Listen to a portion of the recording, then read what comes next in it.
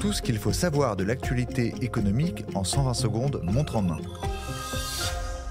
Menace de censure. Depuis 16h ce mercredi, les députés examinent les 2 motions de censure déposées par la gauche et le Rassemblement national. Depuis plusieurs jours, le gouvernement alerte sur les risques d'une motion de censure adoptée. Contribuables, enseignants, agriculteurs. Certains Français pourraient perdre au change, affirme le gouvernement. Les retraités, eux, pourraient y trouver leur compte. 5,1 millions de personnes vivent sous le seuil de pauvreté en France, selon le dernier rapport de l'Observatoire des inégalités, publié ce mardi, ce qui représente environ 8% de la population. Une personne est considérée comme pauvre lorsque ses revenus, après versement des prestations sociales, sont inférieurs à 1 014 € par mois. Pour un couple sans enfant, ce seuil est fixé à 1 500 € par mois.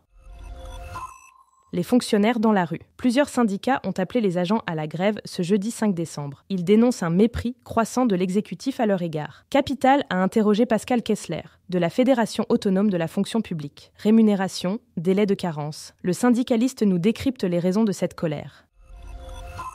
Les fauteuils roulants bientôt remboursés à 100%. En avril 2023, le gouvernement en poste avait promis leur prise en charge par l'assurance maladie avant la fin de l'année 2024. Bonne nouvelle, l'Assemblée nationale a voté, mercredi 4 décembre, en faveur de leur remboursement intégral. Cette mesure soulagerait les patients qui doivent débourser jusqu'à 10 000 € pour un fauteuil et même jusqu'à 50 000 € pour un modèle électrique. Le texte devra encore être examiné par le Sénat, à moins qu'un décret soit présenté d'ici là.